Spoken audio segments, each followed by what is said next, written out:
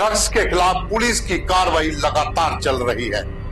जितने भी drug mafia हैं, आधे से ज्यादा लोग अंडरग्राउंड हो चुके हैं। जम्मू कश्मीर को छोड़कर पंजाब, हिमाचल व दूसरे राज्यों में चले गए हैं, लेकिन पुलिस अपना काम कर रही है। लगातार जो ड्रग हॉटस्पॉट हैं, वहां पर दबिश दी जा रही है।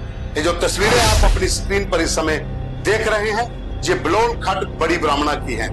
ये वही बलोल खड्ड इलाका है, यहाँ पर बड़ी ब्राह्मणा पुलिस की टीम पर ड्रग माफिया ने कातिलाना हमला किया था, जिसमें एक थाना प्रभारी इंस्पेक्टर पुष्पिंदर सिंह के समेत 4 लोग गंभीर रूप से घायल हुए थे, जिनका जम्मू से बाहर इलाज किया गया। अभी वो अपने घरों में लौट आए हैं। बुरे तरीके से ड्रग माफिया ने उनके ऊपर हमला किया था। और इस समय की अगर हम बात करें तो बहुत से ऐसे ड्रग माफिया से जुड़े हुए लोग हैं जो बलोल खड्ड में अपना ठिकाना बनाए हुए हैं। आज सुबह जम्मू कश्मीर पुलिस और पैरामिलिट्री फोर्सेस की टीमों ने एकजुट होकर वहां पर एक छापेमारी की।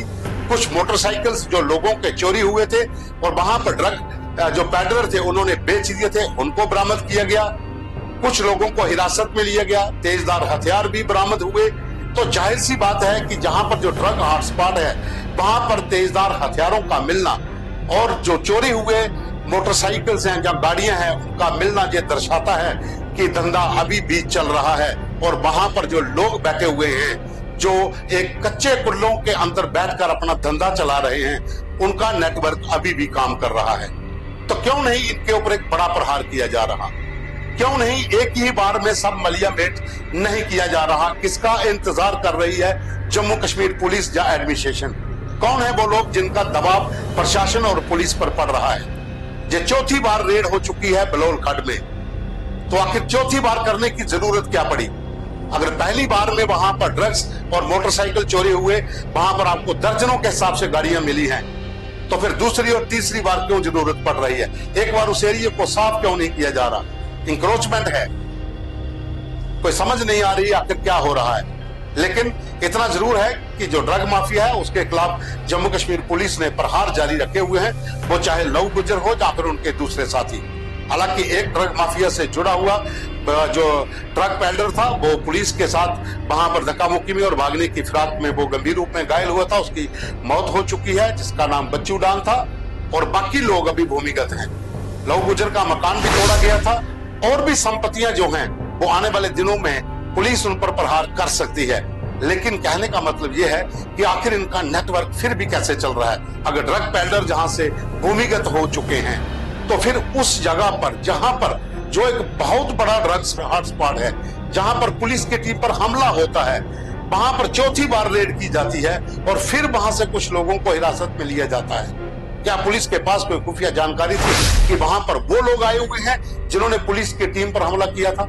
क्योंकि अभी तक उनमें से सिर्फ 2-3 लोग ही पकड़े गए हैं, बाकी लोग तो फरार हैं। क्या फिर वो इनके गिरफ्त से फिर निकल गए हैं? पुलिस अपना काम कर रही है, उनके पीछे लगी हुई है, लेकिन जो ड्रग हॉटस्पॉट हैं, वहां पर चौकसी की बहुत बड़ी जरूरत है। और उन लोगों की भी निशानदेही की जरूरत है जो इन लोगों को संरक्षण दे रहे हैं। अगर वो वर्दी में है तो भी, अगर वो सिविल यूनिफॉर्म में है, एडमिनिस्ट्रेशन में है तो भी, पुलिस को अब जांच करनी होगी हर पहलू की और उसके ऊपर प्रहार करना होगा कि आखिर इनके वो दाता कौन हैं जो इनको संरक्षण देते हैं। बहुत बड़ा इलाका है। अगर आप कठुआ से शुरू होते हो तो भारत पाक अंतर्राष्ट्रीय सीमा के साथ साथ आपको 150 से ज्यादा ड्रग हॉटस्पॉट है।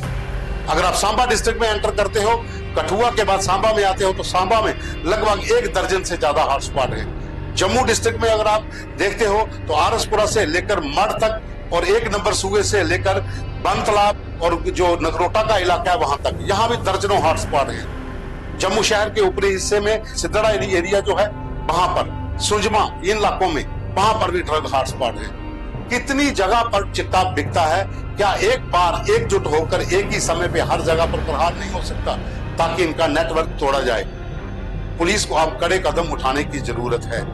आज जो रेड हुई है उसमें से भी सफलता मिली है, लेकिन ये रेड लगातार हो और ऐसे इलाकों को मलियामेट किया जाए जहां पर ड्रग माफिया का राज है और वहां पर चिट्टा सरेआम लाया जाता है और बेचा जाता है।